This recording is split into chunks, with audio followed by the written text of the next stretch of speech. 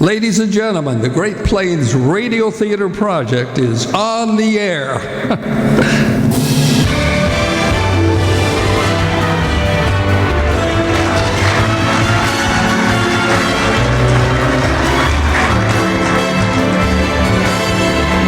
Live from the Cargill Auditorium on the campus of Western Iowa Tech Community College in Sioux City, Iowa, the Great Plains Radio Theater Project presents an afternoon of live radio dramas from the golden age of radio.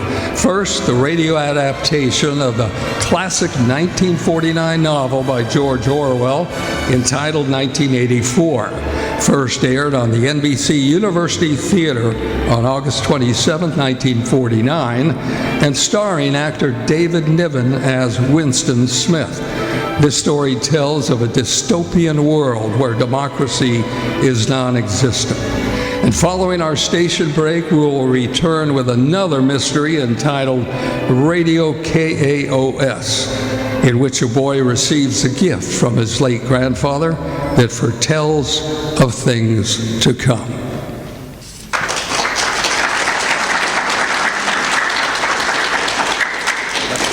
Now we bring you, the radio audience, our first classic drama, but first, a word from our sponsors.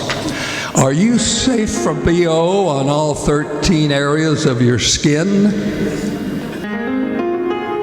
La la la la la la, we're happy and we're singing the Lifebuoy song. Be a Lifebuoy clean on all 13. Be a Lifebuoy clean on all 13. We're happy and we're singing the Lifebuoy song. Remember, you can get BO on not just one, but 13 skin areas. The cleaner you get these 13 skin areas, the safer you are. Lifebuoy Health Soap deodorizes all these 13 skin areas. Stops BO before it begins, stops BO after 48 hours. Doctors have proven that Lifebuoy, with its purifying ingredients, actually gets skin cleaner than any other leading soap. Don't trust ordinary soaps to stop BO. Use Lifebuoy every day. Be a Lifebuoy clean on all 13. Be a Lifebuoy clean on all 13. We're happy and we're singing the Lifebuoy song.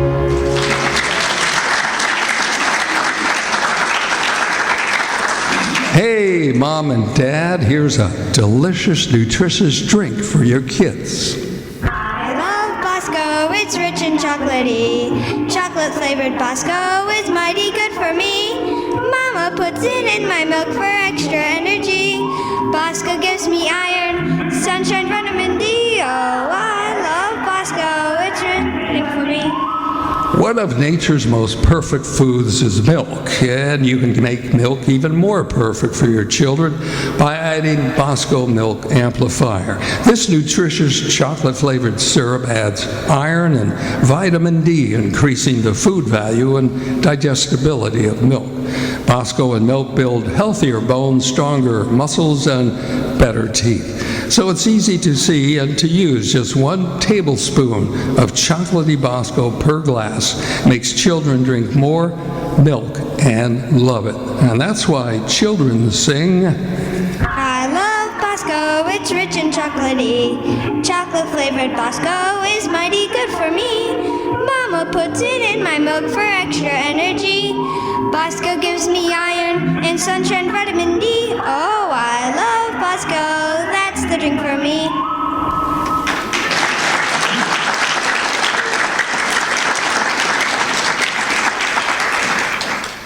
well, it's been a long winter here in Siouxland, but spring is finally here. Ladies and gentlemen, please welcome our GPR jazz singer, Julie Halas.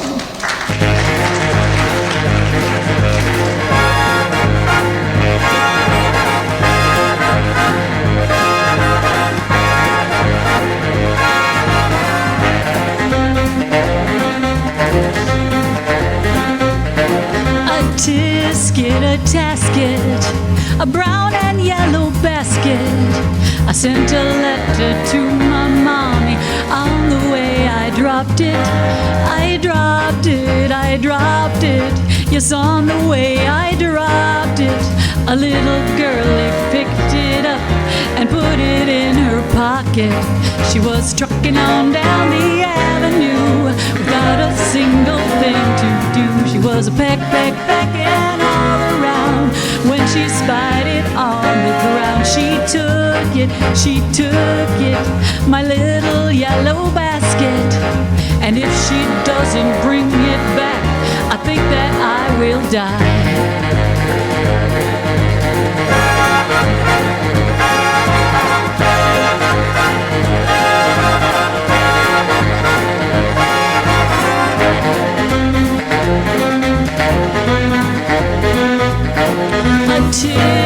A tasket, I lost my yellow basket. And if that girl it don't return it, I don't know what I'll do. Oh dear, I wonder where my basket can be. Slowly, slowly, slowly, slowly, slowly. Oh gee, I wish that little girl I could see. Slowly, slowly, slowly, slowly, slowly. Oh, why was I so careless with that basket of mine? That itty bitty basket was a joy of mine. A tisket, a tasket, I lost my yellow basket. Won't someone help me find my basket and make me happy again? Was it green? No, no, no, no. Was it red? No, no, no, no. Was it blue? No, no, no, no. Just a little yellow basket. A little yellow basket.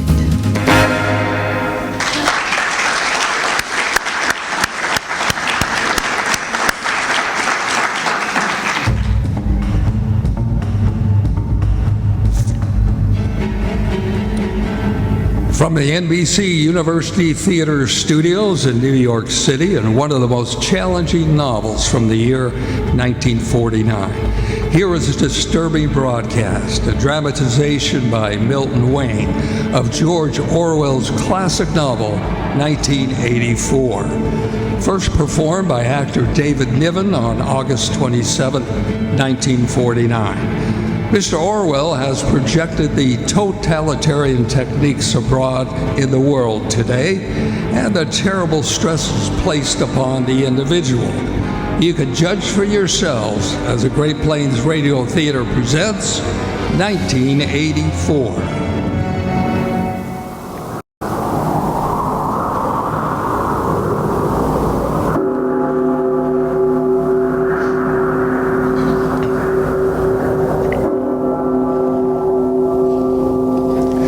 The clocks of London are striking 13 on this cold April day. You hurry to escape the vile wind. You slip quickly through the glass doors of Victory Mansion, but not quickly enough to prevent a swirl of gritty dust from entering along with you. The hallway smells of boiled cabbage and old rag mats. At one end of it, an enormous colored poster with a man's face more than 3 feet wide. The face, a ruggedly handsome 45 with a heavy black mustache. Big Brother is watching you. What's that? Didn't mean to startle you, Mr. Smith. I was just reading what was on that poster. Oh, of course. 7 flights up your flat makes slow going for you, Winston Smith, frail and underweight and 39 and tormented by a varicose ulcer outside your right ankle. You have to rest several times along the way. On each landing, the poster with the enormous face looks down on you, and the eyes follow you. Big Brother is watching you. Everywhere, from every wall, from every building. Big Brother is watching you.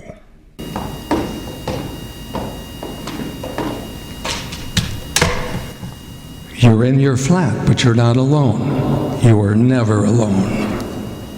The total production of pig iron is 58,328,912 tons. darkness.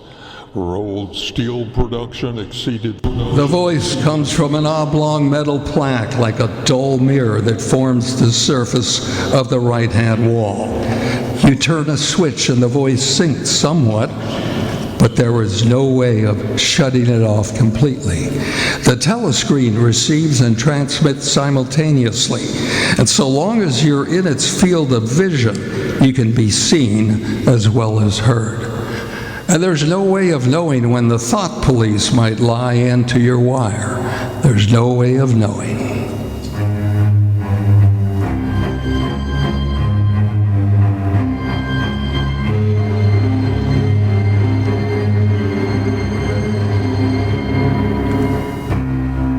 You move over to the window. War is peace, freedom is slavery, ignorance is strength. And you stand at your window and you look down. You think of a vague distaste. This is London. This, the chief city of Airstrip 1, the third most populous of the provinces of Oceania. Was it always like this? Always these rotting houses, their windows packed with cardboard, their roofs of corrugated iron, their crazy garden walls sagging in all directions? Was it always? When I was a child, but I can't remember. I can't remember. I never can. You turn quickly from the window and you go to the table in the small alcove where you are cut off from being seen by the telescreen. And quickly you take the secretly bought notebook, the archaic pen point and the holder out of a drawer. And what you're about to do could mean death. It is not illegal to keep a diary. Nothing is illegal since there are no more laws. But if the thought police find out, it's death. Or at least 25 years in a forced labor camp. You ink the pen and you falter for just a second. A tremor goes through you. I must start. I must mark the paper. April 4th, 1984. But how do I know? How can I be certain that it is 1984? No, it must be. I'm fairly sure that I'm 39, and I believe I was born in 1944 or 45. But it is never possible nowadays to pin down any date within a year or two. But what difference does it make? How can I speak to the future? If it is like the present, no one will listen. If it is different, how would they understand what is happening now? I mustn't think about it. I must begin now. April 4th, last night to the flicks. Old war films. One of the ships of the refugees being bombed somewhere in the Mediterranean. Audience, much amused by the shot of a helicopter, firing at a man swimming away. He was full of holes. The sea around him turned pink. Audience shouting with laughter when he sank. And then you saw lifeboats full of children with a helicopter over it. You write on, wildly ridding your mind of a painful memory. But as you write, another memory comes clearly in your mind. It happened during the 2-minute hate period at the ministry that very morning. After the chant of loyalty to Big Brother, Winston noticed O'Brien, a big man wearing glasses and black overalls of the powerful inner party.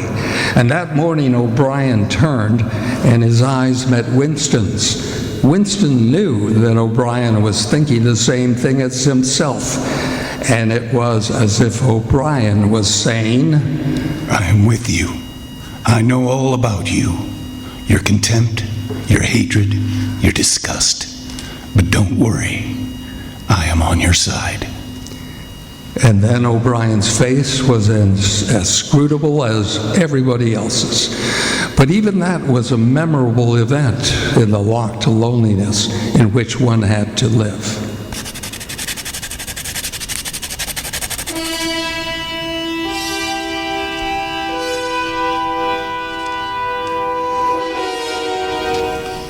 Down with Big Brother. Down with Big Brother. Down with Big Brother. I'll fill the pages of the whole book. Makes no difference now. The thought police will get me just the same. Even if I never put the pen to paper, I have committed a thought crime, and for that they're bound to get you, sooner or later. But they'll get you, always, during the night. You'll simply disappear, your name removed from the registers, every record of you wiped out. You were abolished, annihilated, vaporized. They'll shoot me in the back. I don't care. Down with Big Brother. They always shoot you in the back of the neck. I don't care. Down with Big Brother. Already? You sit still. Maybe they'll go away. The worst thing would be to delay. You get up and you move heavily toward the door.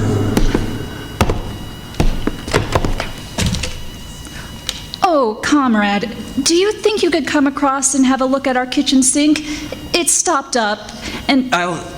I'll see what I can do, Mrs. Parsons. I'm sorry to bother you. Of course, it's only because Tom isn't home. Amid the clutter of the flat, you notice the banners of the Youth League and the spies on the wall, and a full-size poster of Big Brother. Don't mind the look of the place. It's the children. They haven't been out today. Have you got a spanner? A spanner? I don't know. Perhaps the children... Up with your hand! A tough-looking boy springs at you with a frightening toy automatic pistol. He's dressed in the uniform of the spies. Go ahead, stick him up high. Is this high enough? You're a traitor. You're a thought criminal. Freddie, please let Mr. Smith fix the sink. He's a traitor and a thought criminal. He and his sister are disappointed because they couldn't go to the park to see the hanging of the Eurasian war criminals. Why can't we go? All the other children are going. Take you next time. Aw, that won't be for another month. There, Mrs. Parsons. I think that does it. Thank you, comrade. Say thank you, Freddie. I will not. He's a traitor. He's a traitor. He's a follower of Goldstein.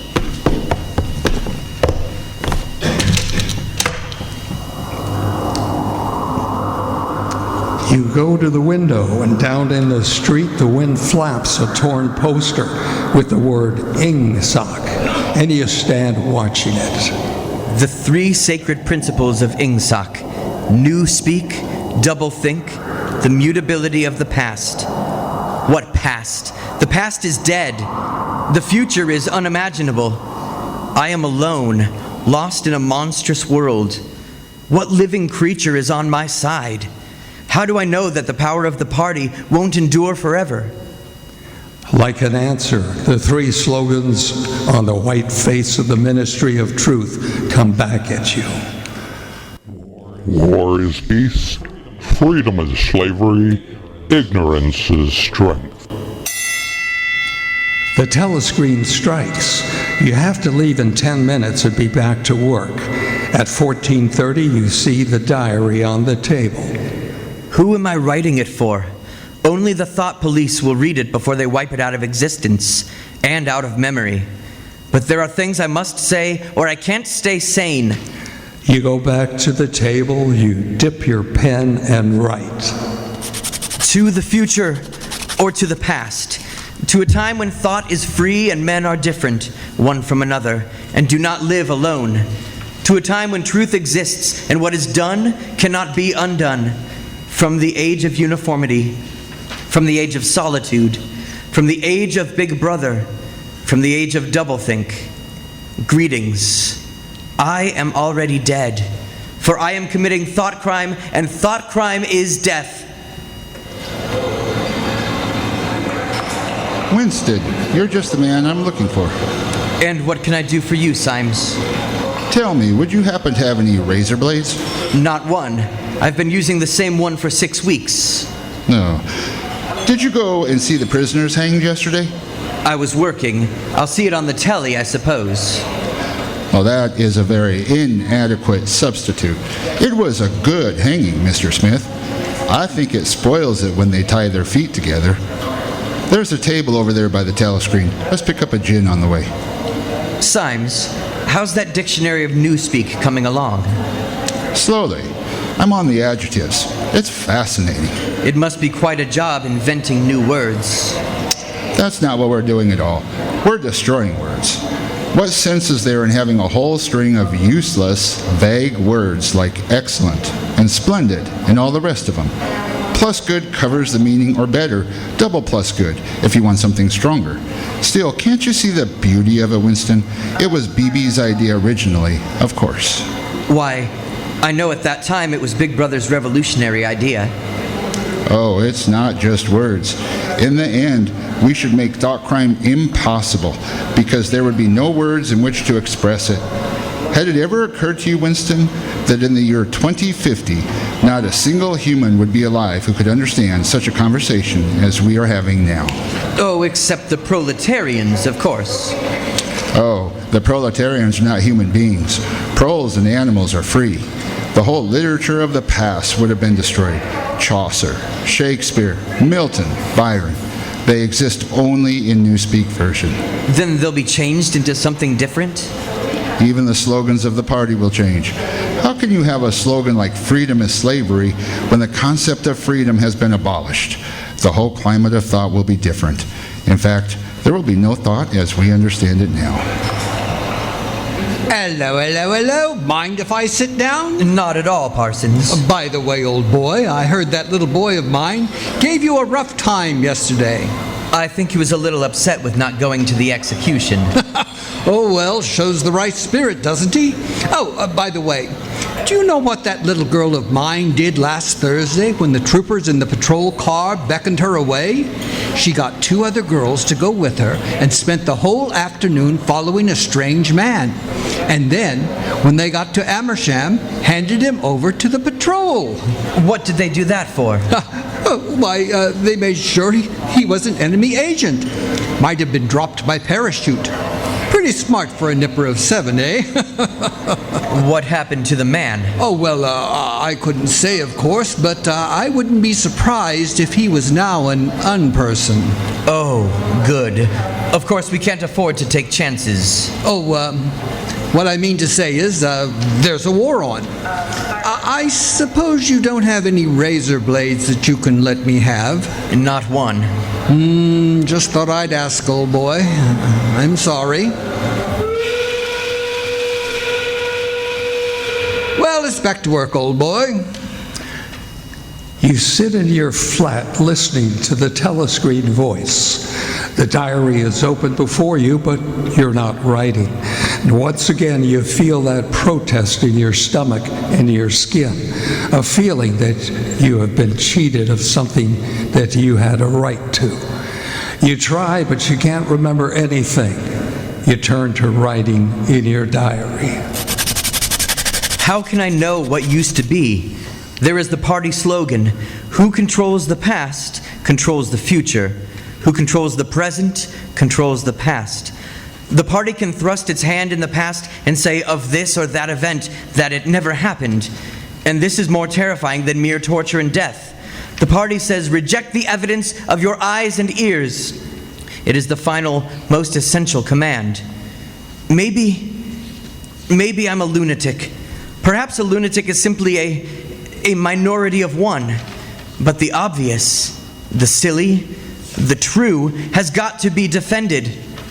The solid world exists. Stones are hard, water is wet, objects unsupported fall to Earth's center. Freedom is the freedom to say that 2 + 2 makes 4. If that is granted, all else follows. Dangerous thing you're doing now. You walk for several miles from the proletarian section where the thought police would have many questions to ask you if they found you. And now you find yourself inside the junk stall where you had bought the diary. I recognized you on the street. You're the gentleman that bought that Keepsake album. I was just passing. I just looked in. I don't want anything in particular, Mr. Charrington. Oh, just as well, because I don't suppose I could have satisfied you. Between you and me, the antique trade is just about finished. Now, there's another room upstairs that you might care to see. You lived here at one time? Until my wife died. Now, don't you think this is a quiet, cozy room? There's no telescreen. I never had one of those things. Now, if you happen to be interested in old prints, they're here, sir. The frames are fixed to the wall, but I could unscrew it for you, I dare say. I know that building, Mr. Charrington. It's a ruin now. It's in the middle of the street outside the Palace of Justice. That's right, sir. It was a church at one time. St. Clement's Dane, it was called. Oranges and lemons say the bells of St. Clement's. What's that? Oh, that was a rhyme we had when I was a little boy, a full 60 years ago. How does it go on? Oh, I don't remember, but I do know how it ended up. Here comes a candle to light you to bed. Here comes a chopper to chop off your head. It was a kind of dance, and when they came to there comes a chopper to chop off your head, they brought their arms down and caught you. It was just the names of churches. All the London churches were in it. All the principal ones, that is. I never knew it had been a church. Oh, there's lots of them left, really, though they've been put to other uses. Now, how did that rhyme go? Ah, I've got it. You owe me 3 farthings, say the bells of St. Martin's. There now. That's as far as I can get. A farthing. That was a small copper coin. Looks something like a cent. Where was Martin's? That's still standing in Victory Square. It's the building where they had the models of the rocket bombs and the floating fortresses and the pictures of enemy atrocities. St. Martin's in the Fields, it used to be called.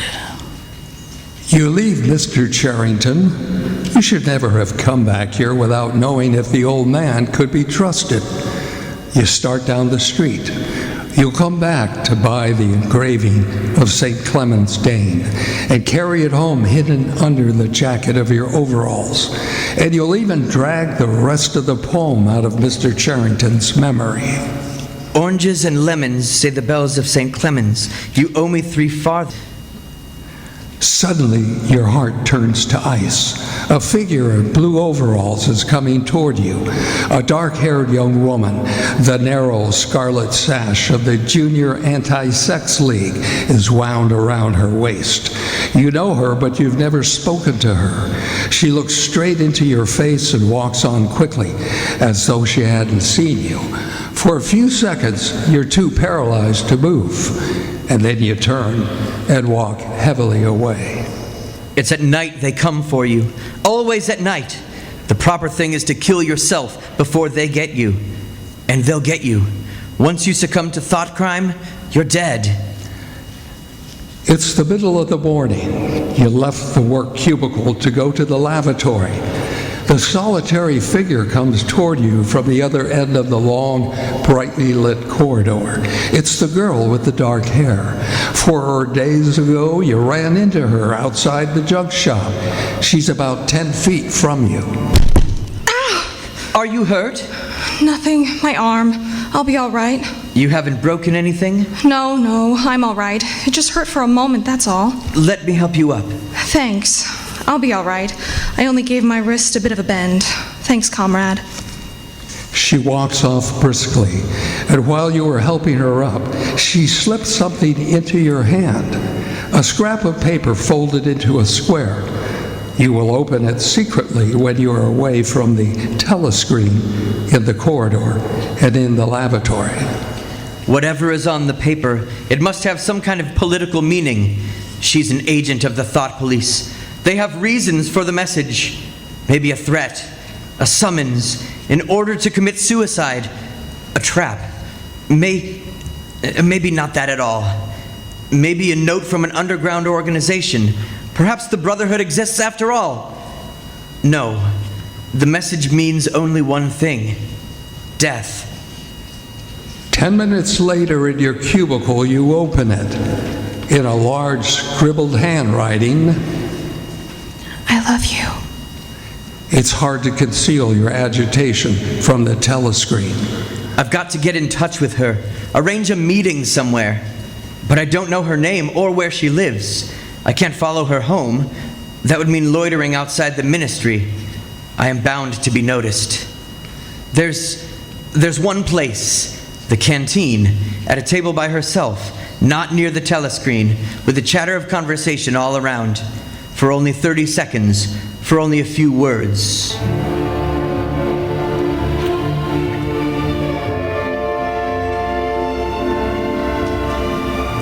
A week goes by, but at last it happens. You both sit eating a watery stew. You continue eating. You don't look up. What time do you leave work? 1830, Where can we meet? Victory Square, near the monument. Full of telescreens. Doesn't matter if there's a crowd. Any signal? No. Don't come up until you see me among a lot of people. And don't look at me. Stand somewhere near me. What time? 1900.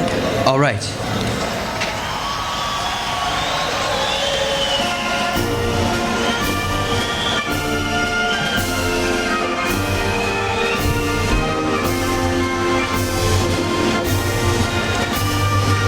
Oh, get out of the way.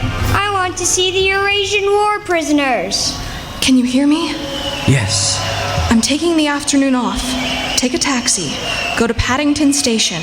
Take train 14 to Penn Church. Turn left outside the station and you'll come to a gate with a top bar missing. Go across that field to a track between bushes. Stay on that until you come to a dead tree with moss on it. Can you remember that? Yes. Turn left, then right, then left again. And a fence with no top bar. What time? 5:15. You'll have to wait. I'll get there by another way. Are you sure you'll remember it? Yes. Then get away from me as quick as you can.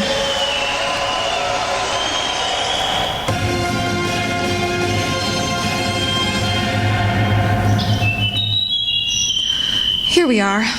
I didn't want to say anything in the lane in case there was a mic hidden there. We're all right here now. I didn't meet any patrols. I watched for them all day from the station. We're safe here. What are you grinning at? Would you believe it? To this moment, I didn't know the color of your eyes. Now that you've seen what I'm really like, do you still dare to look at me? Oh, yes, easily. I'm 39 years old. I've got a wife I can't get rid of. I've got varicose veins and I've got 5 false teeth. I couldn't care less. Darling. Darling. Oh, my dearest, dearest love. We've got the whole afternoon. Isn't this a splendid hideout? What's your name? Julia. I know yours. It's Winston. Winston Smith. How'd you find that out? I expect I'm better at finding things out than you are, dear. Tell me, what did you think of me before that day I gave you the note? I hated the sight of you. I wanted to hurt you, murder you. If you really want to know, I imagined you had something to do with the thought police. No, not the thought police. Well, perhaps not exactly that, but from your general appearance, merely because you're young and fresh and healthy, I thought that probably... You thought that I was a good party member, and you also thought that if I had a quarter of a chance, I'd denounce you as a thought criminal and get you killed off. Yes, something like that. A great many girls are like that, you know. It's this bloody sash that does it. Wait, I'll rip this thing off. There, have a piece of chocolate. Where did you get this? Black market. You're very young. 10 years younger than I am. What could attract you to a man like me? As soon as I saw you, I knew you were against them. Against the party. Against the bloody rotten swine in the inner party. Julia, listen. I'm against the purity that the party preaches, and the goodness. I don't want any of their virtue to exist anywhere. I want everyone to be corrupt to the bone. Well, then I ought to suit you, dear. I'm corrupt to the very bone. You'll never go back to the clearing in the wood. You and Julia can meet only in the streets, in a different place every evening, and never for more than a half an hour at a time. You don't even discuss the possibility of getting married. No committee would sanction it, even if Catherine could somehow be gotten rid of. It's hopeless, even as a daydream. What was she like, your wife? She was, you know the newspeak word good thinkful? Meaning naturally orthodox and incapable of thinking of bad thoughts? I know the kind of person your wife was. Everything was always our duty to the party. How do you know that? I've been in school, tuned in. Why didn't you shove her off a cliff? I would have. Perhaps I wouldn't have been the same person I am now. I'm sorry you didn't. Yes, on the whole, I'm sorry I didn't. But it doesn't really matter. In this game we're playing, we can't win. We are the dead. We're not dead yet. Not physically. 6 months or a year, 5 years conceivably. I'm afraid of death. You're young, so you're more afraid of it. We put it off as long as we can, but it makes very little difference. Oh, rubbish. Don't you want to enjoy life? Look, darling, I'll help you. I'm solid. Alive. Don't you like that? Yes, I like that. Stop talking about dying then. When should we meet again? Julia, I've rented the room from Mr. Charrington. Sooner or later we'll be caught. I know. It's madness. Yes. Wait for me there the day after tomorrow.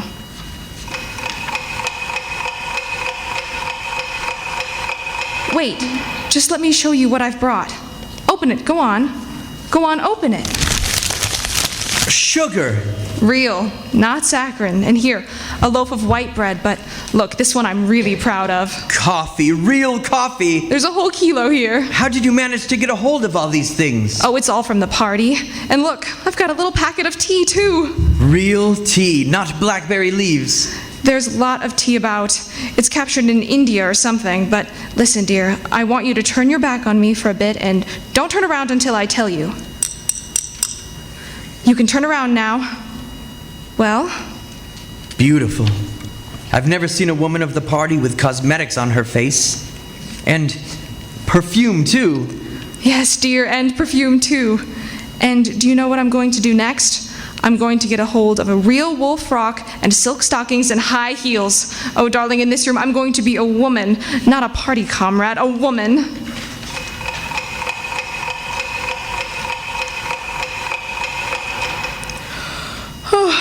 I'll make some coffee in another moment. We've still got an hour. What time do they cut the lights off at your flat? 23:30. 23 at the hospital, then. Hey! Get out of there, you filthy brute! What was it? A rat! Oh, there's a hole down there. Rats in this room? Oh, they're all over. Some parts of London are just swarming with them. A woman dare not leave a building alone for 2 minutes. It's the great, huge brown ones that do it, and the brutes always... Don't go on! Oh, darling, what's the matter? Of all the horrors in the world, a rat! Oh, no, darling, no. Now, don't worry, we're not going to have the filthy brutes in here. I'll stuff the hole before we go. Oh, come on, help me make the coffee. Darling, I've been meaning to ask you. That picture over there on the wall, would that be about 100 years old? More. 200, I dare say. I can't tell. It's impossible to tell the age of anything nowadays. What is that place? I've seen it before somewhere. It's a church, or at least it used to be. St. Clement's Dane, its name was. Oranges and lemons, say the bells of St. Clement's. You owe me 3 farthings, say the bells of St. Martin's. Oh, I can't remember how the rest of it goes after that, but anyway, I remember it ends up, here comes the candle to light you to bed, here comes the chopper to chop off your head. Who taught you that?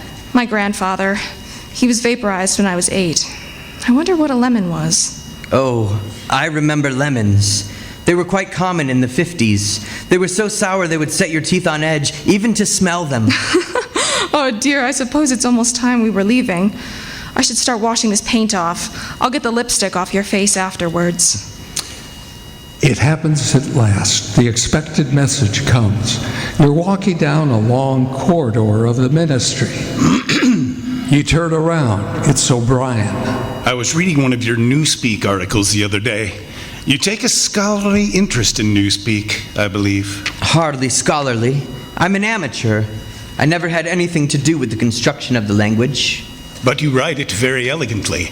Have you seen the 10th edition of the Newspeak Dictionary? No, I didn't think it was released yet. A few advance copies have been circulated. I have one myself. It might interest you to look at it, perhaps. Yes, very much so. Some of the new developments are almost ingenious. Let me see. Perhaps you could pick it up at my flat sometime that suits you. Wait, let me give you my address.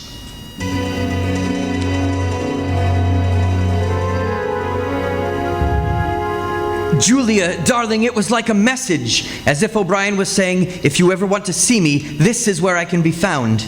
But he's an important member of the inner party, dear. If it's a trap... Darling, this is part of something that happened years ago. First, it was a secret involuntary thought. Then I started a diary. I've moved from thoughts to words, and now from words to action. Where will it end? In the ministry of love. I've accepted that. The end was contained in the beginning. Has it ever occurred to you that the best thing for us to do would be to simply walk out of here before it's too late? We could never see each other again. Yes, dear, it's occurred to me several times, but I'm not going to do it all the same. We've been lucky. It can't last much longer. What you do, I'm going to do. We may be together for another 6 months, a year. There's no knowing. At the end, we're certain to be apart. Do you realize how actually alone we would be? When once they get a hold of us, there's nothing either of us can do for the other. If I confess, they'll shoot you. If I don't, they'll shoot you just the same. Neither of us will even know whether the other is alive or dead.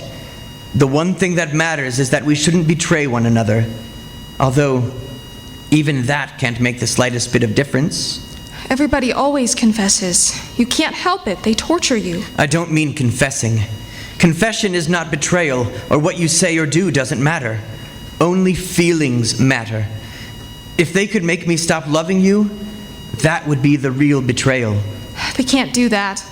They can make us say anything. Anything, but they can't make you believe it. They can't get inside of you. No, that's quite true. They can't get inside you.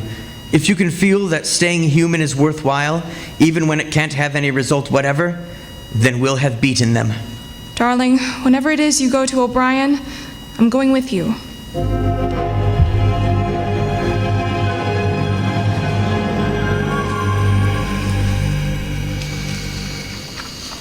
Just a moment. You can turn it off. Yes, Winston, we have the privilege. Well, shall I say it or will you? I'll say it. That thing is really turned off? Yes, everything is turned off. We're alone. All right. We have come here because we believe that there is some kind of secret conspiracy, some kind of secret organization working against the party, and that you are involved in it. We want to join it and work for it. We are enemies of the party. We disbelieve in the principles of Engsoc. We are thought criminals. We are also adulterers. I'll tell you this because we want to put ourselves at your mercy. Yes. First, let us have a drink. I think it's fitting we should begin by drinking to our health, to our leader, to Emmanuel Goldstein. Then there is such a person as Goldstein? Yes, and he's alive. Where, I don't know. And the conspiracy, the organization, it is real? It's not simply an invention of the thought police? No, it's real. The Brotherhood, we call it. You'll never know much more about it than that it exists, and that you belong to it. I'll come back to that presently, but for now, what are you prepared to do? Anything we are capable of. You are prepared to give your lives? Yes. To commit murder? Yes. To commit acts of sabotage which may cause the death of hundreds of innocent people? Yes. To cheat? To forge? To blackmail? To corrupt the minds of children? To distribute habit-forming drugs? To do anything which is likely to weaken the power of the party? Yes. You are prepared to commit suicide if and when we order it? Yes. You are prepared, the two of you, to separate and never see one another again? No! No. You did well to tell me. You understand that you'd be fighting in the dark. Later I shall send you a book from which you will learn the true nature of the society we live in, and the strategy by which we shall destroy it. But I cannot tell you who our leaders are. You will get used to living without results, without hope. We are the dead. Our only true life is in the future. Do you carry a briefcase to work? As a rule, yes. What is it like? Oh, black, very shabby, 2 straps. Good.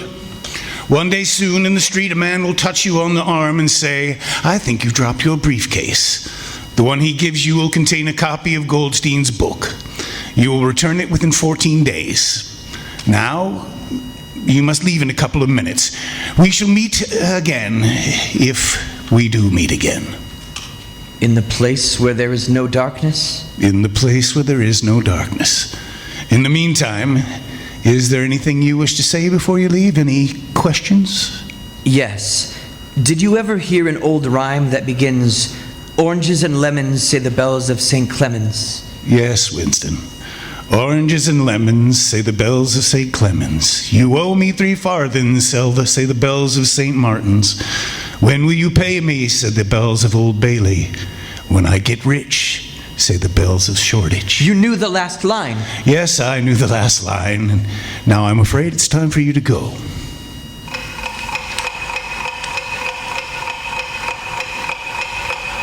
Julia, I've got the book. We must read it. You too. All the members of the Brotherhood have to read it. You read it, aloud. That's the best way. Then you can explain it to me as you go.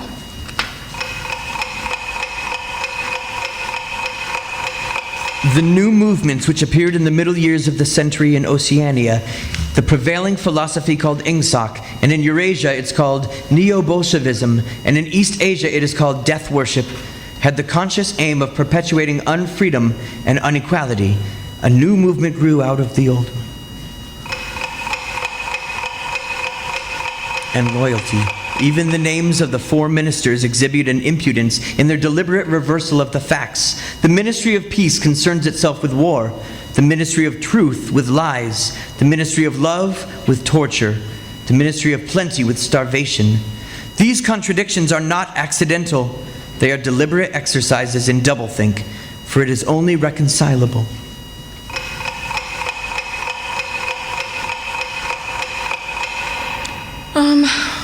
I'm hungry.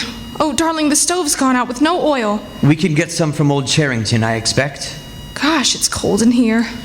Do you remember the thrush that sang for us that first day at the edge of the wood? He wasn't singing to us. He was just singing. No, not to us. We are the dead. We are the dead. You are the dead. You are the dead. It's behind the picture. It was behind the picture. Remain exactly where you are. Make no move until you are ordered. Now they can see us. Now we can see you. Stand out in the middle of the room. Stand back to back. Clasp your hands behind your head. Do not touch one another. The house is surrounded. I suppose we might as well say goodbye. You may as well say goodbye. While we are on the subject, there comes a candle to light you to bed. Here comes the chopper to chop off your head.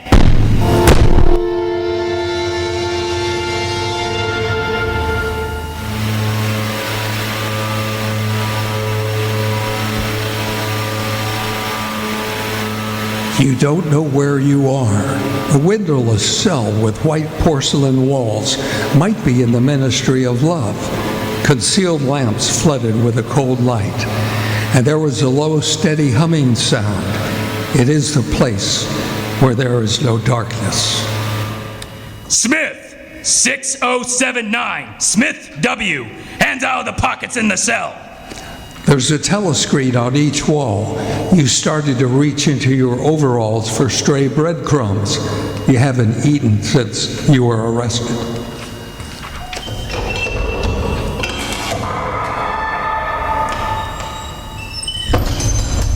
Symes. Yes. You too? What are you in for? There is only one offense, is there not? Crime thought.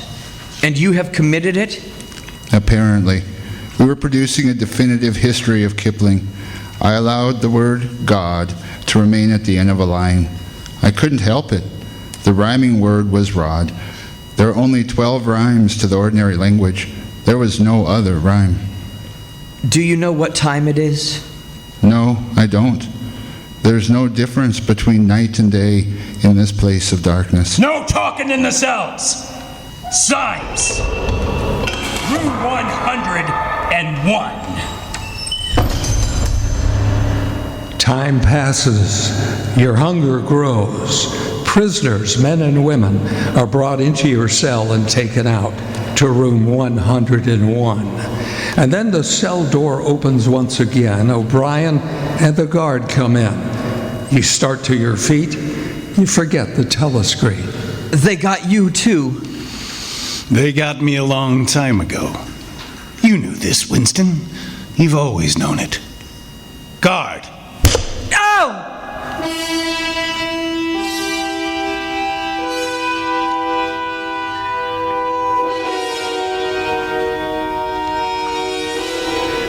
With that blow, the nightmare starts, and you confess to anything and everything.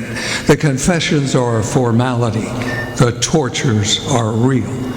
And it goes on and on and on and on. Now you're lying strapped to a table. You can't move. There's a strong light falling on your face. O'Brien is standing at your side. On the other side, a man in a white coat is holding a hypodermic needle. I told you that we would meet here again. Yes, but... That's only a sample of what I can do by turning this dial. Remember that.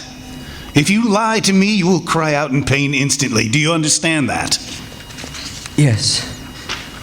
I'm taking trouble with you, Winston, because you are worth trouble. You suffer from a defective memory. Fortunately, it is curable. There's a party slogan dealing with the control of the past. Repeat it, if you please. Who controls the past controls the future. Who controls the present controls the past. Good. Is it your opinion, Winston, that the past has any real existence? No. Then where does the past exist, if at all? In the records, it's written down. In the mind, in human memory. But we, the party, control all records, and we control all memory. Then we control the past, do we not? But how can you stop people remembering things? How can you control memory? You've not controlled mine. Oh, on the contrary. You have not controlled it. That is what has brought you here. Do you remember the writing in your diary? Freedom is the freedom to say that 2 + 2 make 4? Yes. How many fingers am I holding up, Winston? 4. And if the party says that there are not 4 but 5, then how many? 4. How many fingers, Winston? 4! How many fingers, Winston? 4! 4! That's what I said! 4! How many fingers, Winston? 4! Stop it! Stop it! 4! How many fingers, Winston? 5. 5. You're lying. You still think there are 4. How many, please? 4! 5! Anything you like! Stop it! Stop the pain! Stop! Oh, no. You are a slow learner, Winston. How can I help it? How can I help seeing what's in front of my eyes? 2 and 2 are 4. Sometimes, Winston.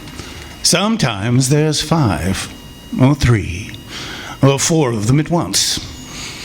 You must try harder. It is not to become sane. It's not easy. It's not easy.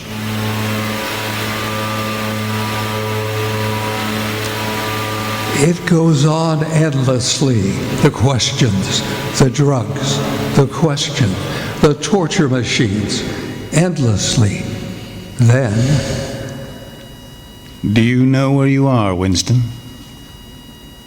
I don't know. I can guess. In the Ministry of Love? Do you know how long that you have been here? I don't know. I think it's months. And why do you imagine we bring people to this place? To make them confess? No. That's not the reason. Try again. To punish them? No. To cure you. To make you sane. The party is not interested in the overt act. The thought is all we care about. We do not merely destroy our enemies, we change them. What happens to you here is forever. Even if we choose to let you live out the natural term of your life, you can never escape from us. Holden, set the machine for 2,000. Yes, comrade. This time it won't hurt you, Winston. Keep your eyes fixed on mine. Now, how many fingers am I holding? 5. Do you see 5? Yes. You see now that it is, at any rate, possible.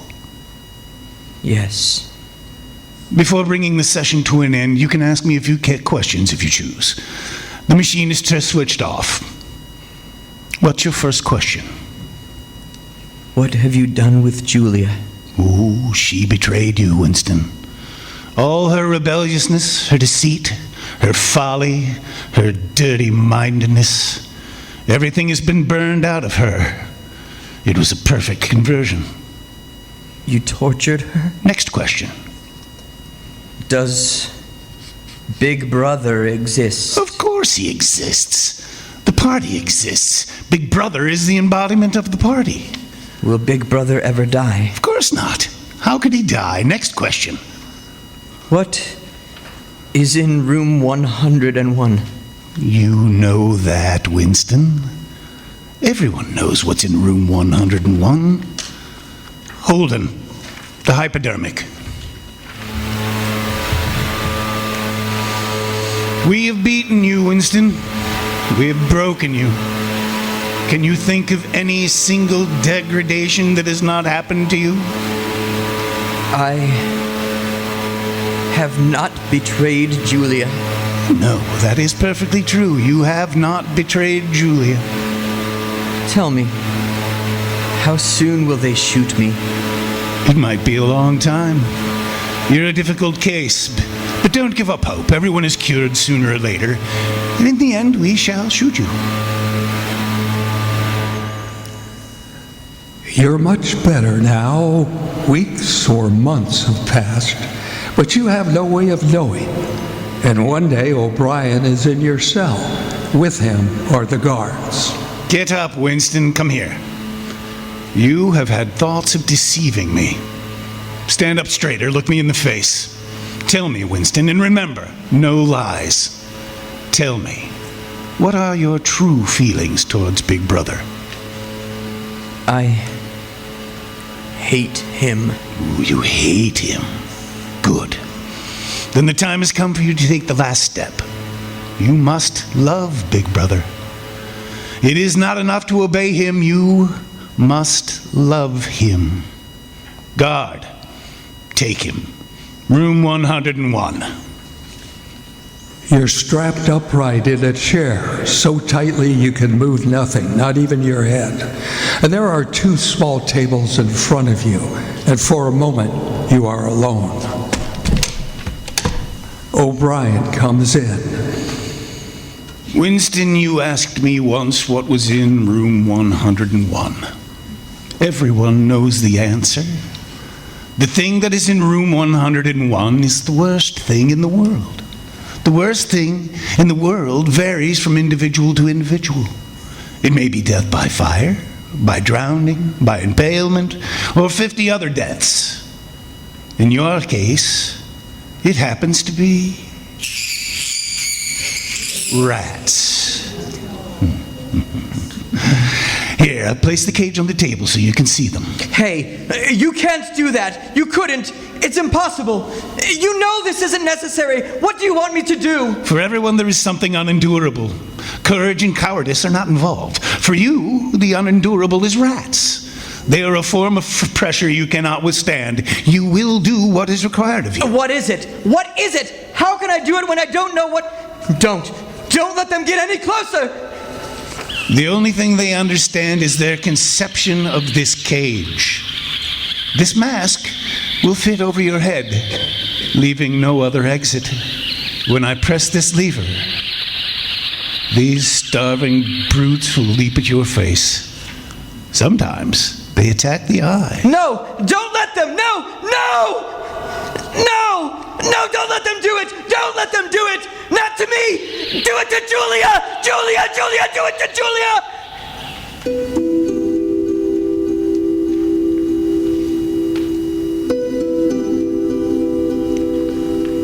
It's the lonely hour of 1500. Cafe is almost empty.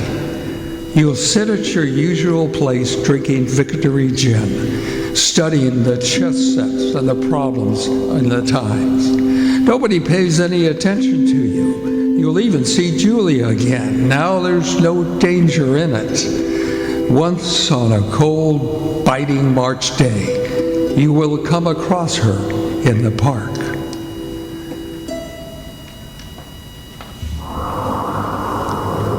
I've betrayed you. I've betrayed you.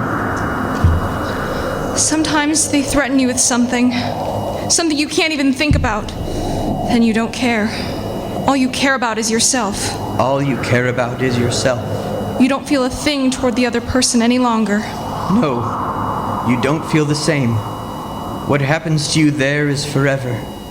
Something is burned out. We must meet again. Yes, we must meet again.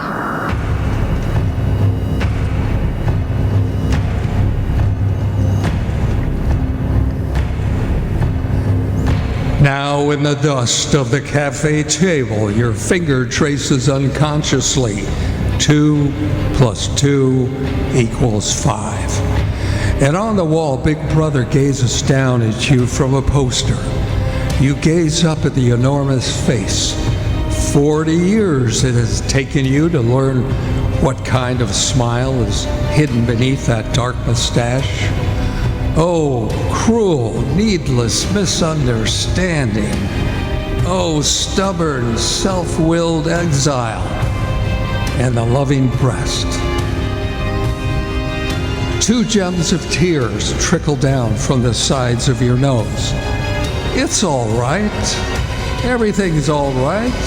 The struggle is finished. You've won the victory over yourself. I love you, Big Brother.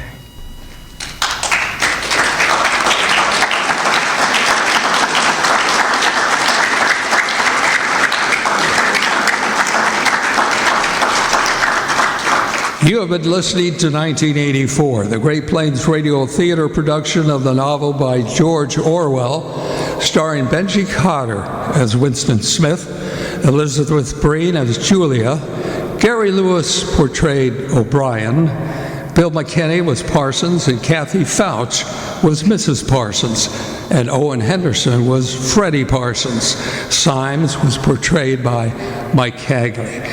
And Charrington was played by Chad Gall, who also was the voice of Holden.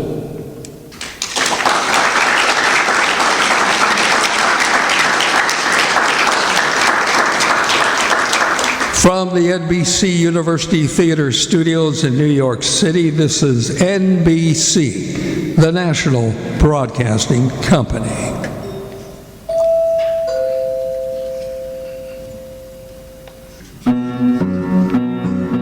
Winston tastes good like a cigarette should.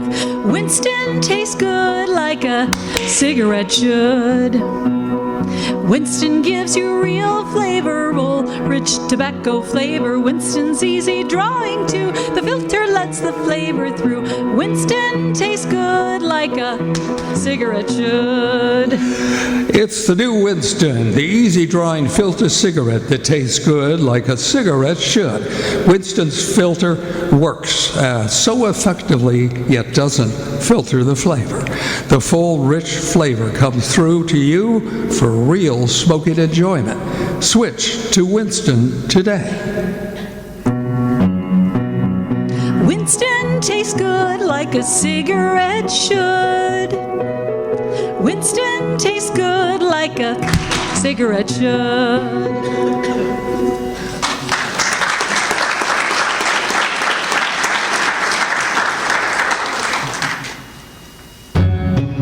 I'm Tallulah the tuba prel, and I've got a little something to tell.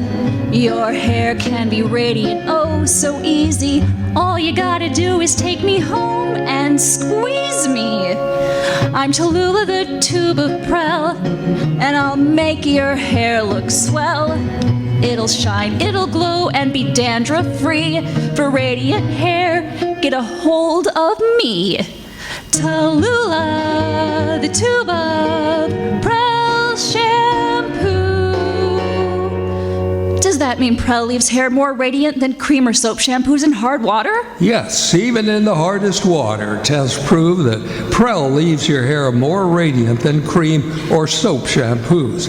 Procter & Gamble's Prel is different. Not an ordinary cream, not a liquid. Prel is a concentrated shampoo in the tube, emerald clear for extra radiance. Radiant hair is beautiful hair. So try Prel today. I'm Tallulah, the tube of Prel, and I've got a little something to tell. Your hair can be radiant, oh, so easy. All you gotta do is take me home and squeeze me. I'm Tallulah, the tube of Prel, and I'll make your hair look swell. It'll shine, it'll glow, and be dandruff-free. For radiant hair, get a hold of me. Tallulah, the tube of Prel shampoo.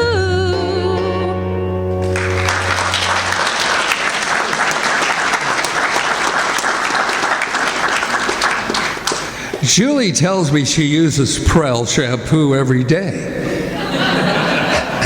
But she also has found another use for it. Please welcome back Julie Halas.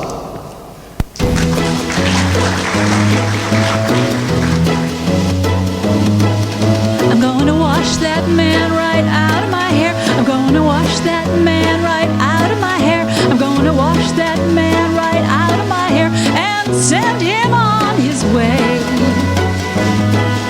I'm gonna wave that man right out of my arms. I'm gonna wave that man right out of my arms. I'm gonna wave that man right out of my arms and send him on his way. And don't try to patch it up, tear it up, tear it up. Wash him up, dry him up, push him up, fly him up, cancel him and let him go. Yeah, sister, I'm going to wash that man right out of my hair. I'm going to wash that man right out of my hair. I'm going to wash that man right out of my hair and send him on his way. If a man don't understand you, if you fly on separate beams, waste no time, make a change. Ride that man right off your range. Drop him out of the roll call and drum him out of your dreams. Oh ho! If you laugh at different comics, if you root for different teams, waste no time, weep no more. Show him what the door is for. Drop him out of the roll call and drum him out of your dreams. You can't light a fire when the woods are wet. You can't make a butterfly strong. You can't fix an egg when it ain't quite good. And you can't fix a man when he's wrong. You can't put back a petal when it falls from a flower, or sweeten up a fella when he starts turning sour. Oh no, oh no.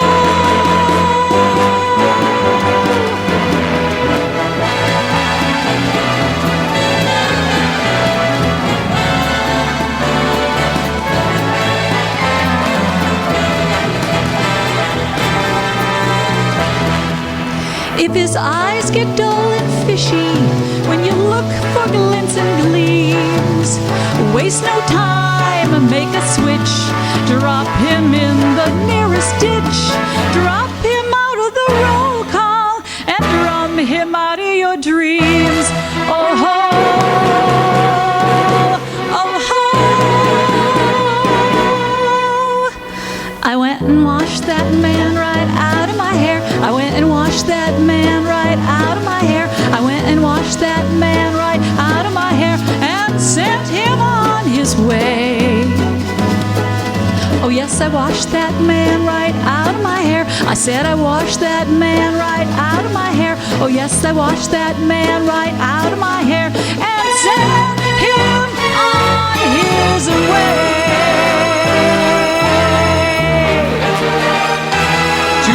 bless everybody.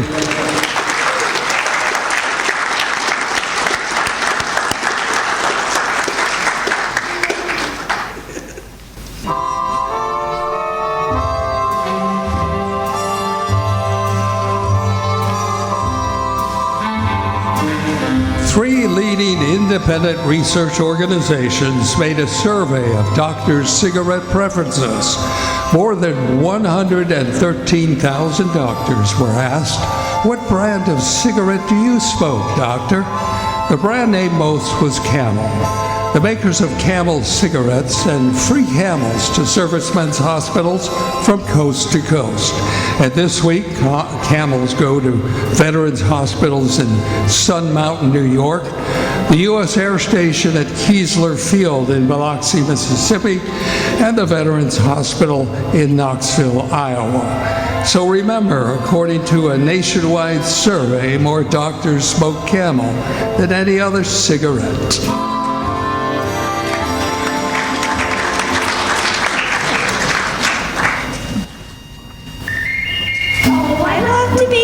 Oscar Mayer Wiener, that is what I truly like to be. 'Cause if I were an Oscar Mayer Wiener, everyone would be in love with me. Oscar Mayer Wieners are all meat, all good meat, rich in complete meat protein, mildly seasoned to bring out all that good meat flavor. Buy a package or two of Oscar Mayer Wieners today. Oh, I'd love to be an Oscar Mayer Wiener. That is what I truly like to be. 'Cause if I were an Oscar Mayer Wiener, everyone would be in love with me. And remember, kids, be watching for the Oscar Mayer Wiener Mobile coming to your neighborhood soon this summer.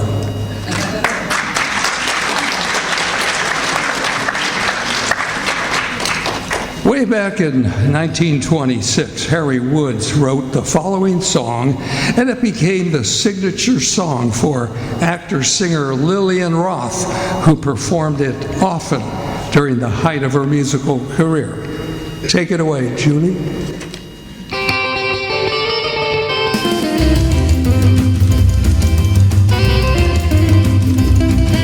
When the red robins come bobbing along, there'll be no more sobbing when he starts throbbing his old sweet song. Wake up, you sleepyhead, get up, get out of bed, cheer up, the sun is red, live, love, laugh and be happy. What if I were blue again? Now I'm walking through flowers, rain may glisten, but still I listen for hours and hours. I'm just a kid again, doing what I did again, singing a song. When the red robin comes bobbing along.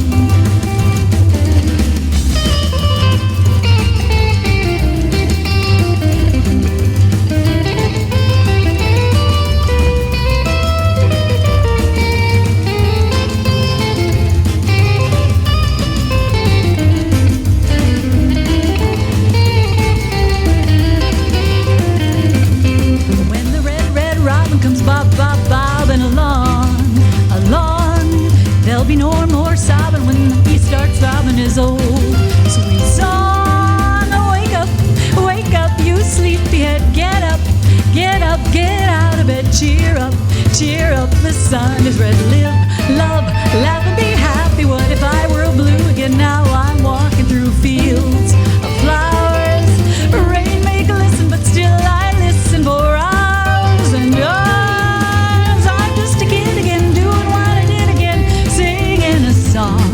When the red robin comes bobbing along.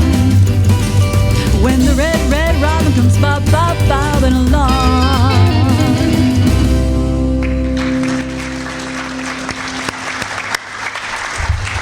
Thank you, Julie.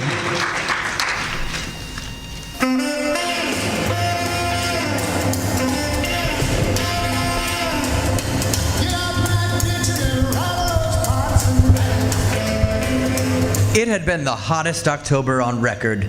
Hotter than the last October, that's for sure. And the next October was so far away it didn't even count. That's how records worked back in 1958 when you were only 11 years old, and life was both incalculable and relative, whether you were a recently deceased Albert Einstein or just a regular kid growing up on the streets of Los Angeles. Take Novembers, for example. Nathan Owens, my grandfather, a reclusive genius who once worked for Caltech, was still with us last November. But this November, he'd been gone 3 months. Happy birthday to you. Happy birthday to you. Happy birthday, dear Matthew. Happy birthday to you. On the morning of my 11th birthday, November 12, when I awoke to find Grandpa's old radio downstairs piled high with less important presents, I began to miss my grandfather with an ache in my throat all over again. What's Grandpa's old radio doing here? Well, son, you need to read the card Grandpa wrote to you personally. Grandpa wrote me a card? About a week before he passed on. It's about that old radio. That's right. Your grandfather wanted you to have his old radio. It's yours now, son, if you want it, as long as you take care of it. Now, this radio isn't some cheap transistor you can buy down at Woolworth's. That's right. This radio is special. It took your grandfather years to build this one. So, do you want it? Of course I want it. I helped him build it, didn't I? All of this was true. That radio was a hand-built, one-of-a-kind model that stood 4 feet high, and unlike those new transistor radios, this one was so powerful it could pick up stations anywhere in the world. Under my grandfather's supervision, I had helped to stain the hardwood cabinet. I had also helped to solder a couple of the circuits. Grandpa had been very protective about his radio, and at times secretive, too. He had been very mysterious about the construction of the tuning dial, which he once explained to me he'd personally faceted from a blue-green crystal that came from a meteorite more valuable than any diamond. On this set, you can get Calcutta, and even Moscow. Well, what loyal American citizen today listens to Moscow? Shouldn't that be illegal? Like most Americans in those days, my mother didn't trust the Russians. This was, after all, 1958, the height of the Cold War, when everyone knew those godless Reds were responsible for darn near everything bad in this world, from murdering the first dog in space to tampering with our weather. The truth was, my mother didn't know any Russians, and she didn't plan on knowing any in the foreseeable future. She much preferred her 3-bedroom, 2-bath home in the suburban foothills of sunny Pasadena over any snowbound 1-room cabin in the frozen forests outside Moscow.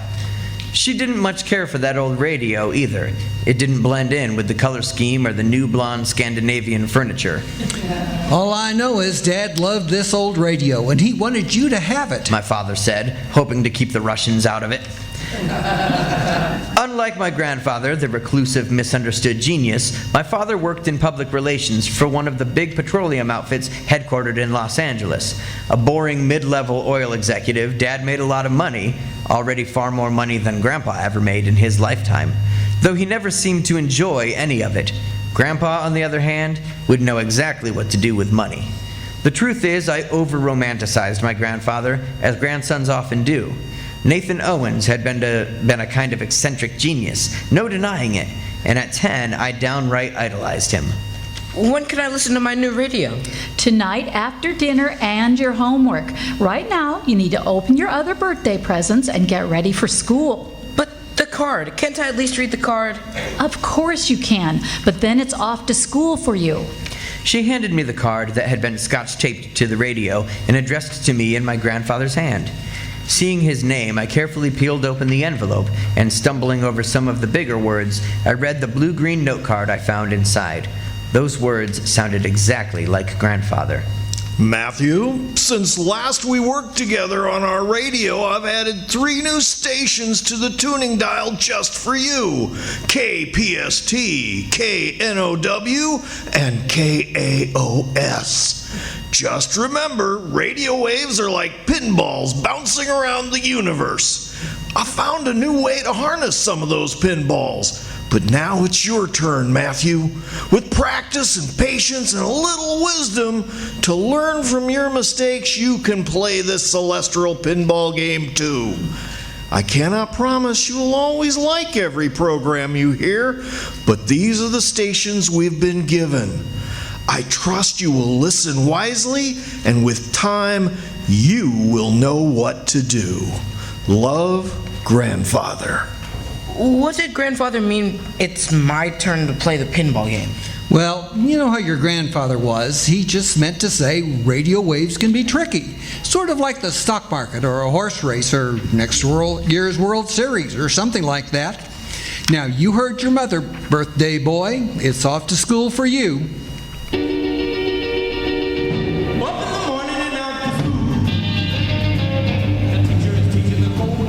After school, I could hardly wait to play the old radio, but my mother made me wait. After a dinner of ham and Velveeta casserole, followed by ice cream and chocolate cake for dessert, we all went into the living room and gathered about the big radio. I want to hear the 3 new stations Grandpa made for me. Yeah, sure.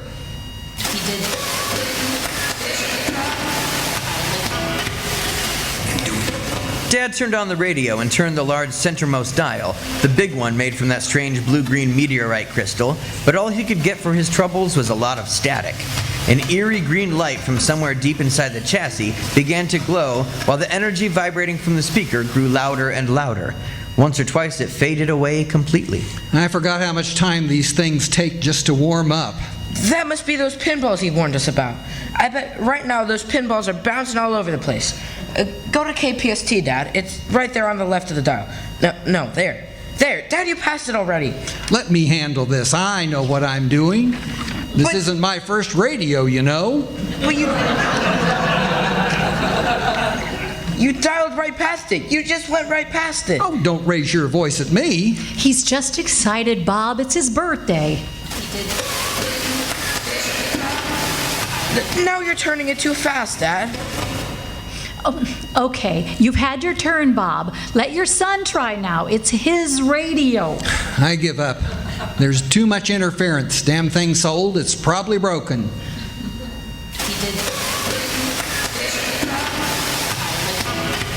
There, I've got it. KPST. It is reported that at 8:50 p.m. a huge flaming object, believed to be a meteorite, fell on a farm in the neighborhood of Grover's Mill, New Jersey, 22 miles from Trenton. That sounds like an old radio show to me.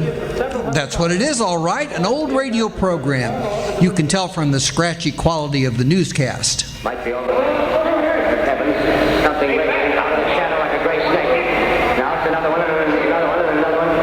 They look like tentacles to me. I see things body now, it's large. I got it. War of the Worlds. We're trying to listen. We're forgetting what day it was last week. Halloween. They must be rebroadcasting the original program. Yep, that's what it is, all right. I remember now. This program went out live on Halloween, and before it was over, it scared the bejesus out of a lot of silly people who should have known better. Of course, we're a lot more sophisticated now, but at that time, Orson Welles was hot stuff. I bet he couldn't fool anyone with his corny magic tricks today. Okay, turn the dial, Matt. Let's find something new.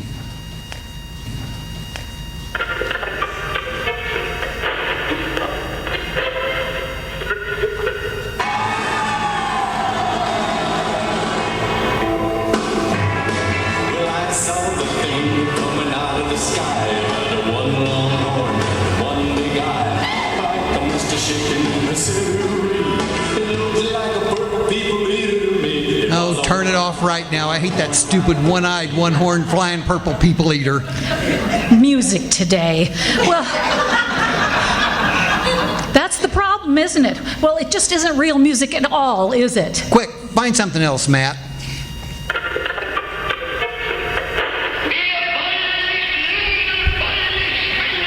I know that voice, another one-eyed, one-horned, flying purple people eater. They're sure playing a lot of old radio programs on KPST tonight. It's the pinballs, Dad. Don't you remember? They're bouncing all over the place. Yeah, sure, pinballs. Now pinball us to another station, something besides War of the Worlds and the flying purple people eaters. How about KAOS? That's one of my new stations we haven't heard.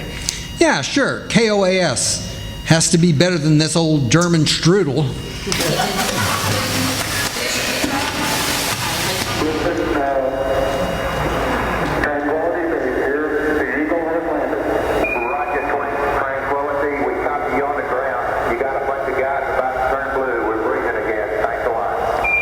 Do you remember this old program, Bob? I don't. It sounds like another Halloween prank to me. I think these guys are landing on the moon. Listen. What did that guy say? Limb? They don't even try to make it sound real on KAOS, not like Orson Welles.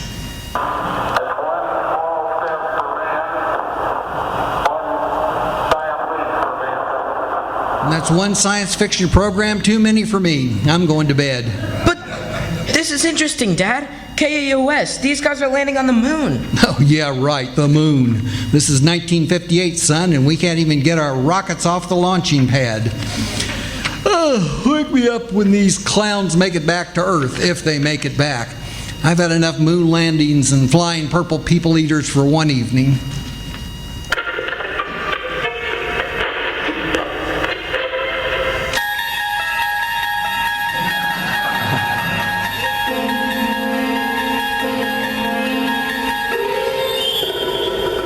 A month later, Mom had Dad remove the big radio from the living room where the dark-stained cabinet clashed something terrible with all that blonde Norwegian wood, and I listened to all my new programs in my room. Mom was pregnant, again, and she used the occasion to make overtures about a 4-bedroom, 3-bath home as often as she could. Our family's expanding by leaps and bounds. Maybe faster than we first expected, but what's a family to do? Sometimes from the privacy of my room, I heard my parents' voices louder than I wanted to. That's when I turned up the volume to KAOS, which was sporadic and mostly a lot of static.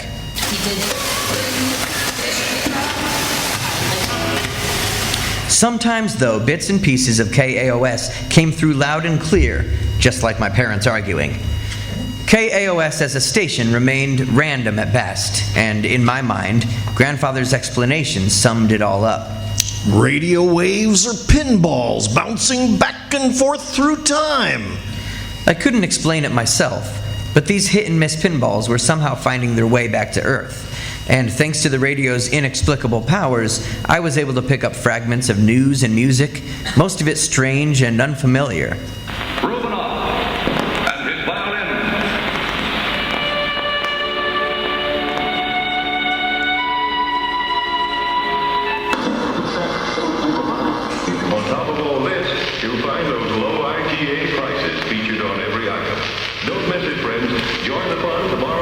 No doubt about it.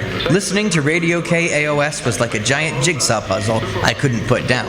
I played less and less with the other boys in the neighborhood. I just didn't have the time. The more I listened to KAOS, the more I was able to piece together those incomplete gaps in time. 4 and 5 hours a day, I listened to KAOS, my own private looking glass into the future, and often at the expense of my homework. All those garbled news broadcasts and weather bulletins from 2020 and beyond disturbed me. Then, sometime around 2060, those transmissions ceased altogether. I began making entries of these future broadcasts into a small notebook. Soon, a pattern emerged. Beyond the usual wars and disasters of the early 21st century, it became clear now that something of global significance occurred soon after 2040. At first, I suspected some kind of nuclear catastrophe had taken place, or more accurately, would take place in the near future. From these incomplete notes, oceans rising, droughts, floods, typhoons, and hurricanes, the source of this great catastrophe remained inconclusive. One thing was certain: whatever else occurred, these individual incidents all pointed to one merging and irrevocable cataclysm. Then by the end of the 5th week, sometime around the 1st week of December, I decided to take these notes to Father. Dad, what are hydrocarbons? Well, son, hydrocarbons are, compound components of hydrogen and carbon you find in oil and natural gas. Did you learn about hydrocarbons in school? I've been hearing about them on KAOS. Are they dangerous? No, they're not dangerous, but... When was the Environmental Protection Agency formed, and what is it exactly? Well, son, no such agency exists as far as I know. What about carbon monoxide emissions? What about ozone, and why is there a big hole in it? Climate change and the shrinking polar ice caps. Well, hold on a minute. Have you been listening to that silly old science fiction program on the radio again? It's not silly, Dad. It's KAOS. That's how I know something bad will happen. When? I don't know exactly. Sometime in the near future, I think. It's still too hard to say. Something bad always happens in the future. That's why they call it the future. We don't really worry too much about hydrocarbons in the future. We have enough to worry about with the Russians and the Red Chinese. But today, that's what's important now that we have another baby on the way and your mother wants a bigger house. Take my advice, son. Today's what you have to worry about. The future takes care of itself. Just come and listen to the radio with me, Dad. Please. Then you'll know what I'm talking about. I think Grandpa was trying to warn us. I haven't got time to listen to those old radio shows. I'm tired, son. I worked hard all day, and I have to get up early tomorrow morning and work hard again. I think you listen to that radio a little too much. Tonight, you're doing your homework. But, Dad... You heard your father, Matthew. Homework first, then you can listen to your old radio shows. You don't understand, either of you. Grandpa's radio isn't just an old radio, it's something special. He built it as a kind of warning, I think. You know, as a way of peeking into the future. Okay, that's enough. There's nothing special about Grandpa's old radio. Does Grandpa's old radio put steak on the table? I had heard all this before. It was my father's version of, there are starving Armenian children who don't have vegetables.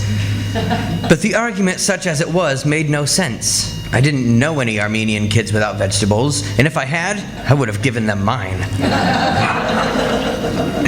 Dad, would you just listen for me for a change?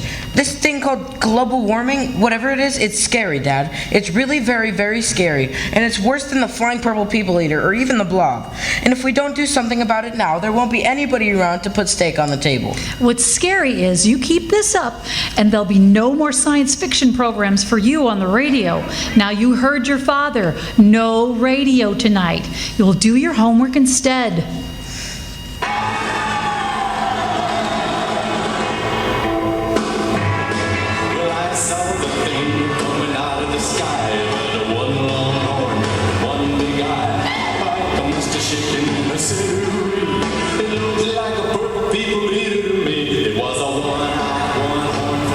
A week later, back at the dining room table, I pulled from my shirt pocket my little red notebook and asked, Dad, what's the butterfly effect? What about carbon monoxide and carbon dioxide levels in the Earth's atmosphere?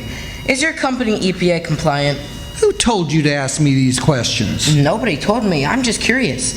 I heard on KAOS... Chaos, of course. The world in the future starts to heat up. It starts slowly at first, and nobody pays much attention to it. But then, after a while, it all reaches, I think the word is tipping point. In the future, the weather... That's enough. Nobody can reliably predict the future. In the future or anywhere else. Heck, son, nobody can reliably predict the weather now. It's supposed to rain today. Did it rain today? No, but... These are old Halloween stories you're listening to. Stories for little kids like the Easter Bunny and Santa Claus. Matthew, it's 1958. Do you honestly think we'll be landing on the moon in... what was it that old radio station said, 10 years from now? Dad! Or one day the world's going to burn up and all the oceans will boil away on account of a little too much smog? What you hear on the radio isn't true. They're just stories from another time, like War of the Worlds. They never happened and never will. And it's unhealthy for you to take these programs too seriously. Well, I read in Reader's Digest where too much radio can be as bad as too much TV. Too much and it begins to rot your brain. Now, no more radio, I mean it. It's beginning to give you bad dreams, and now you're giving me bad dreams with this nonsense about the world burning up. But these bad dreams aren't good for you, Matthew, and they're bad for the family. But... You heard your mother, Matthew.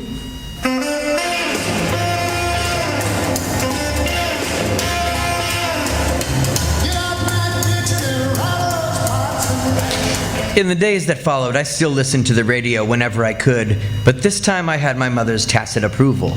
She knew I had a strong imagination, nothing wrong with that, and I was an exceptionally bright student, especially in science and math. And despite her own mixed feelings on the subject, Mom felt I shouldn't be punished just for having a willful imagination, which was something no one would ever accuse my father of having. That father of yours can be downright reactionary at times, even stifling. A real pain in the back, just like being pregnant. And something else, too. Going behind Dad's back with his father's radio had brought Mom and me closer together. There was something a little subversive about it that Mom seemed to enjoy. You see now, Mom? Now do you believe me? Now do you see the future is real and why we've got to get Dad to listen? It's a very confusing program, Matthew. I don't think your father wants to listen to it. He much prefers to listen to Lawrence Welk. It's not a program, Mom. It's KAOS, and KAOS is the future. Now I'm really confused. Just when in the future does all this global warming take place? Between 50 and 100 years from now, I think. That's when the people on KAOS really start to notice. But by then, it's already too late. So you see, it's up to us to warn them now. Then let's see. 100 years from now would put us around 2058. Well, Matthew, in 2058, your father and I will both be dead. And even if you're still alive by then, you'll be 110. So you see, I wouldn't worry too much about the future. The future doesn't concern us. But what about my own children, Mom? And their children? You'll have plenty of time for children of your own in the future. I'm sure a handsome young man like you will have a beautiful young wife and a family of his own to love and protect and provide for. Your family comes first in this world. Remember the importance of your family, Matthew. And one day, I'm sure you'll have a big house high on a hill, a magnificent 5-bedroom, 4-bath, plus a 3-car garage with electric doors and a heated indoor pool. You don't understand, Mom. The future, it's up to us now. It's not up to us. It's never been up to us. It's a matter of knowing, I think. Sometimes it's much better, easier, not to know, not to be too aware of the world beyond you. Like your father, who does the best he can. I'm sure it's the same in the future. It's easier, better maybe, just to let things happen on their own. But how can we not be aware of something and know about it at the same time? Isn't that what you call a contradiction? I don't expect you to understand, but it's better to leave things alone sometimes. To be aware, to know the end of something before it even happens, well, it just hurts too much inside. Mom? Trust me, Matthew. If you don't know about something, then you're not obligated to do anything about it. So for everyone's sake, your father's and mine, it's just better to turn a blind eye to the things we can't change. I don't understand. You don't have to understand. That is not your job. The future comes quick enough. I know that much myself, whether we're ready for it or not. And it's not for us to decide what to do about it. The important thing is to work hard, provide for your family, and be a respected member in your community. And for that, you need to study hard, do your homework, get good grades so you can go to a good college. But I am talking about the future. Everyone's future, not just yours and mine. You've got a good heart, Matthew, and a very strong imagination. Maybe instead of listening to that old radio all the time, you should try writing down some of these stories for yourself.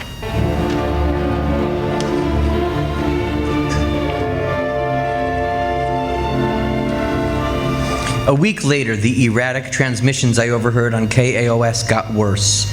In a few more days, I could no longer contain myself. Once again, I needed to share what I had learned with my father. I knew Dad would be upset with me for bringing up the subject, but scared for the world at large, I couldn't help myself.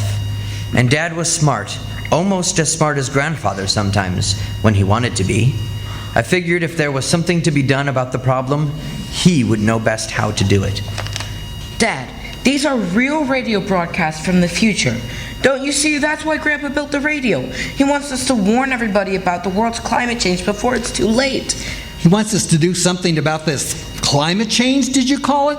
Okay, then, I'll do something about it. I'll talk to a couple of the R&D boys down at work. Don't worry, son, these are real scientists who know how things work. They know all about hydrocarbons and carbon monoxide in our atmosphere, and it's their job to keep their eye on it, too. You don't even care about the future, do you? Of course I care about the future. Now go to your room.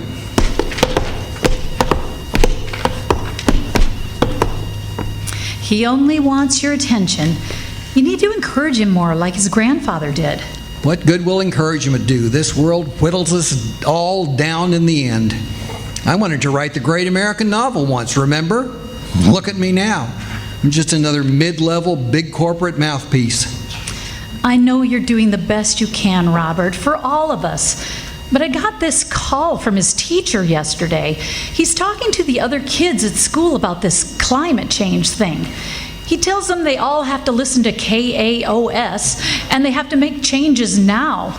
They don't believe him, of course, and she's worried he may be becoming, well, you know, I think the words she used were alarmist and antisocial. I think she's right. For his own good, he needs to fit in. I'll talk to him, Nancy. I'll talk to him. That's fine, Robert. But here's the really strange thing. There is no station called KAOS on anyone else's dial, not even on FM. That's just the kind of prank my father made up to amuse himself back when I was growing up.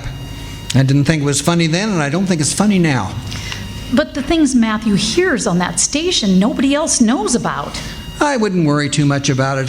It's all a lot of bunk. Well, if you say so. But that darn radio is starting to take over your son's life. Our lives, Robert.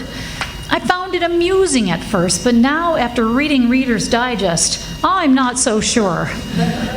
At first, I saw that old radio as a way of bringing us together, as a family, which certainly isn't the case now, is it? The funny thing is, I have talked to a couple of those R&D eggheads down at the office, and theoretically, Matthew could be right. I mean, it's possible. It's all just possible in theory anyway. These scientists, they're the experts, and they don't dispute the theory, even though they don't believe it for a minute either. And if they did, well, we'd all be out of our well-paying jobs, wouldn't we? I suppose. You want me to take care of it? I'll take care of it, because that's my responsibility as the head of this family, isn't it?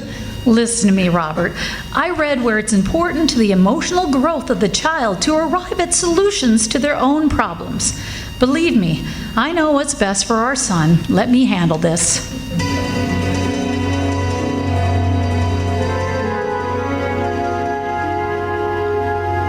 And so, a day or two later, my mother had a talk with me in that sad and stern voice of resignation of hers I sometimes heard. You know that old radio program, Chaos Isn't Real, don't you? And did you know about your grandfather and the problems he had with your father? What problems, Mother? Oh, how your grandfather was pronounced insane by several doctors. You didn't know that? Well, of course you didn't. Your father doesn't like to talk about that because he loves his family and he thinks your grandfather's insanity might be contagious. But you and I don't have to worry about that, do we, Matthew? I didn't know about Grandfather.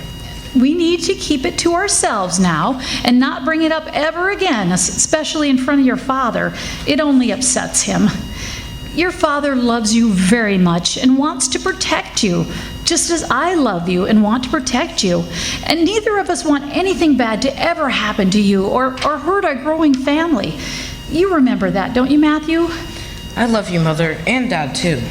And you know now the terrible secret and the trouble that old radio is making and why your father doesn't want you to listen to it. I never knew Grandpa was nuts. No. Not nuts exactly. More like crazy, like a rabid fox. And you know how dangerous a fox with rabies can be.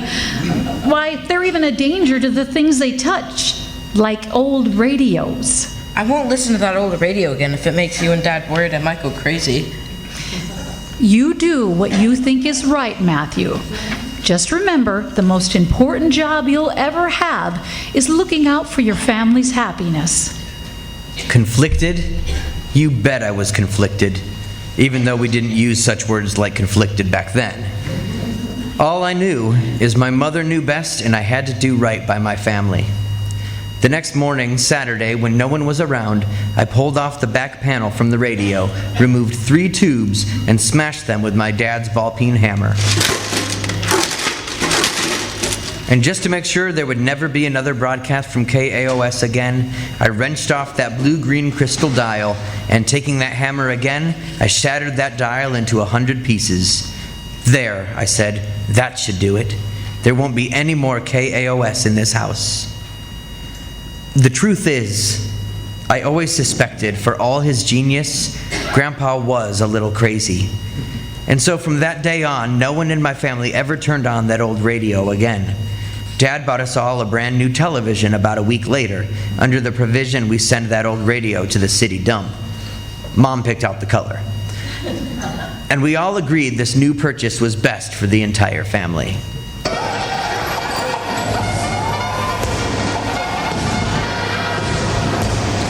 A couple nights later, when we were sitting around that new TV, Dad asked me during a commercial, Christmas is just around the corner, son. What do you want to find under the tree this year with your name on it? I replied in my new grown-up voice of resignation, a voice I had inherited from my mother. Could I maybe please have one of those new transistor radios for Christmas, Dad? That's fine, son, but I think it's only fair to warn you in advance. You won't be getting any radio KAOS on your new FM. I know that, Dad. Radio KAOS was for kids. Well then, I'll ask Santa Claus and see what he can do. Dad, I stopped believing in Santa Claus years ago. Yes, that's right. I had stopped believing in KAOS and Santa Claus. How long has it been now? Let's see. 60 years. I'm an old man now myself. My parents passed away years ago. But no need to feel sorry for them. They lived well and long. Me? I buckled down and went to college, majored in chemical engineering, got married, made a lot of money, and one day my wife and I made it all the way up to the top of the hill into that 5-bedroom estate my mother always dreamed of. You know something else? My mother was right. I've been living the good life ever since. One small regret, we never did have any children. But the direction the world is pointed these days, we never regretted that decision all that much either. Just look out the window and judge for yourself.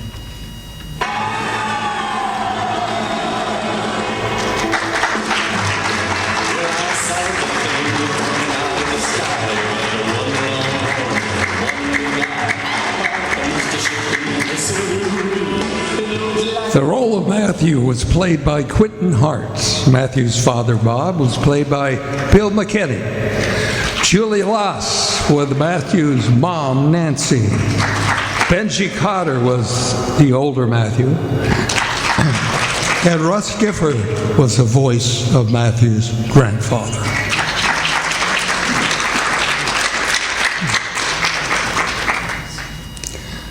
Ladies and gentlemen, the Columbia Broadcasting Service and its affiliates make this special announcement.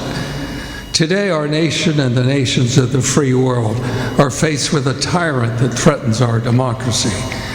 The dictator has attacked the free press, bullied college professors who speak the truth, sent the military to control the cities, banned books in the schools, terrorized our allies, and rounded up and arrested citizens because they don't look like him and his party.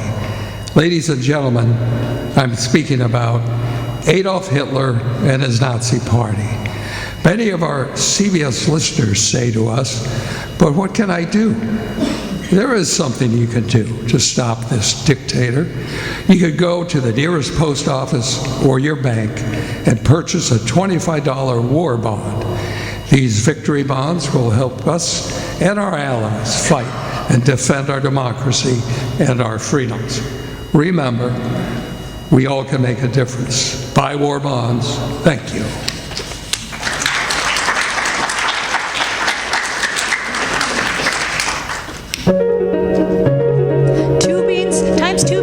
Makes 4 beans. Nescafe uses much more beans. 10 beans times 4 beans and add 3 more beans make 43 rich coffee beans. Yes, you get 43 beans in every cup of Nescafe real coffee beans. That's all there is in Nescafe. 43 beans in every cup make Nescafe the all coffee instant coffee with the taste. Extra beans means extra flavor. Today's Nescafe goes all the way for flavor with 43 choice beans in every cup. So be sure to always keep a 12-ounce jar of Nescafe instant coffee in your kitchen cupboard so that you can enjoy a delicious hot cup of Nescafe instant coffee. Yes, you get 43 beans in every cup of Nescafe real coffee beans. That's all there is in Nescafe. 43 beans in every cup make Nescafe the all-coffee instant coffee with the let's have another cup taste.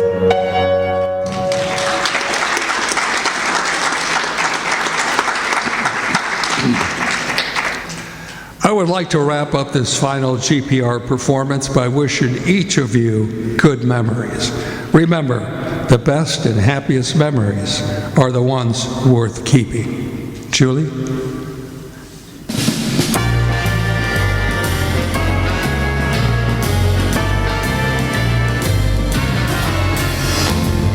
Gonna take a sentimental journey, gonna set my heart at ease, gonna make a sentimental journey to renew old memories.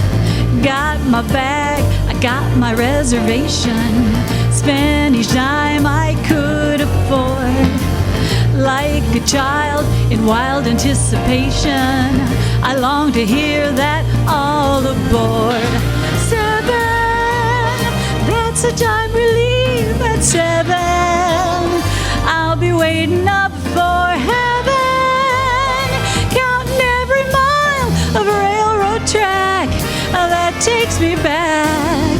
Never thought my heart could be so yearny. Why did I decide to roam? I gotta take a sentimental journey home.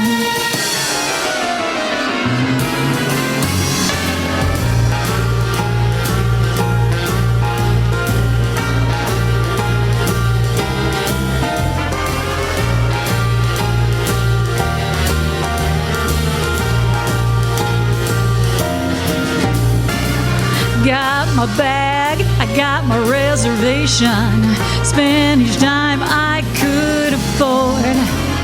Like a child in wild anticipation, I long to hear that all aboard.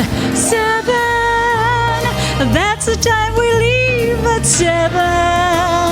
I'll be waiting up for heaven, counting every mile of railroad track that takes me back. Never thought my heart could be so yearny. Why did I decide to roam? I gotta have a sentimental journey home. Sentimental journey home. Sentimental journey home. Julie Hellas. Thank you, Julie.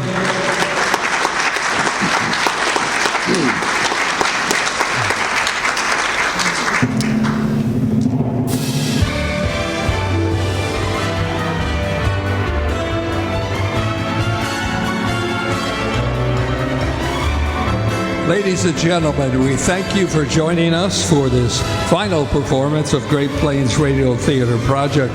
And now the GPR players, Elizabeth Breen, Mike Hagley, Benji Cotter. Rise up, guys. Chad Gall. Russ Gifford, Quentin Hart, Owen Henderson, Julie Hellas, Gary Lewis, Bill McKinney, Kathy Fouch, And our illustrious crew members, our fully acoustical sound artist Joshua Gall. Up in the back, our audio technician Maji Swain. Our audio assistant Isabella Swain. And our ticket taker and concessionaire Joe Ross.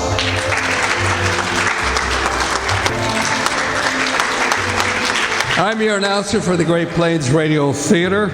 You've been a wonderful audience. Be safe and go in peace. Thank you.